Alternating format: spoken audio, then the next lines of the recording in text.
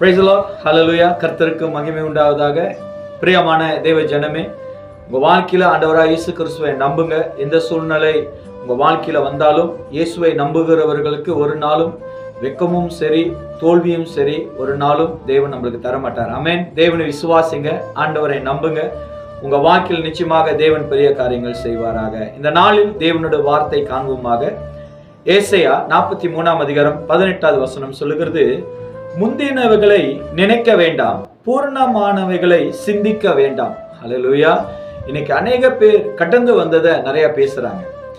கடந்து வந்த காரியத்தை குறித்து ரொம்ப பெருமையாய், ரொம்ப இஸ்திரியா, ரொம்ப ஒரு ஆச்சரியமா பேசுறாங்க. ஆனா வசனம் சொல்லுது, முந்தினவைகளை நினைக்க வேண்டாம். நீங்க நினைக்காதீங்க. நிறைய பேர் முடிஞ்ச காரியத்தை குறித்து பெருமை பாராட்டுகிறாங்க, குற்றப்படுத்துறாங்க. ஒரு சம்பவத்தை உங்களுக்கு சொல்ல விரும்புகிறேன். ஒரு தாயும் ஒரு மகனும்.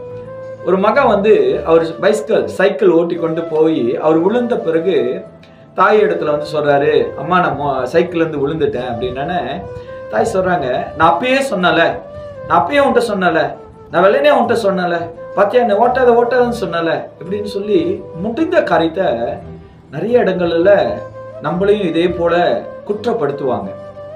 வசனம் சொல்லுது, முந்தினவைகளை நினைக்க வேண்டாம். இன்னைக்கு நிறைய காரியங்கள் முடிந்ததா இருக்கட்டும். கிறிஸ்து இயேசுக்குள்ள வசனம் சொல்லுகிறது, ஒருவன் கிறிஸ்துக்குள்ள இருந்தால் அவன் புதிய சிருஷ்டி. புதிய காரியத்தை நினைங்க, புதிய காரியத்தை பேசுங்க. தேவனிடத்துல வந்துட்டீங்கன்னா பழைய காரியத்தை குறித்து நினைக்காதீங்க.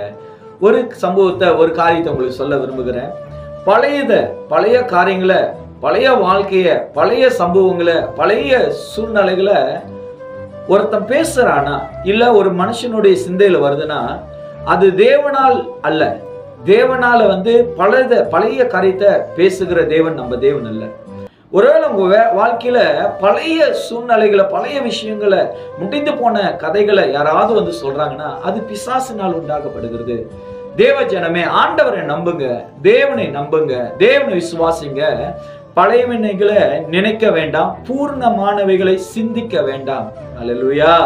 எந்த காரியத்தையும் உங்க வாழ்க்கையில சிந்திக்காதீங்க. இயேசு என்கிற நாமத்தை விசுவாசிங்க. உங்க வாழ்க்கையில நிச்சயமாகவே மேலான காரியங்களை செய்வீர்கள் என்று சொல்லி உங்களை வாழ்த்துகிறேன். இந்த வேளையில நாம் ஜெபம் செய்வோமாக. நல்ல ஆண்டவரே, இதோ வசனத்தை கேட்ட ஒவ்வொரு பிள்ளைகளையும் கர்த்தர் ஆசீர்வதிங்க.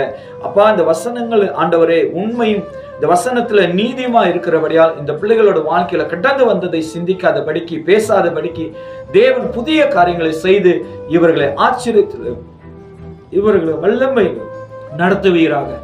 உடைய கருத்துல ஒப்பு கொடுக்கிறோம். தேவன் ஆசீர்வதிங்க. இந்த பிள்ளைகளை தேவன் மேன்மைப்படுத்துங்க. உங்களுடைய பலத்தினால் இடை கட்டுங்க. இயேசுவின் நாமத்தில் ஜெபிக்கிறேன் ஜீவனுள்ள நல்ல பிதாவே. ஆமென், ஆமென்.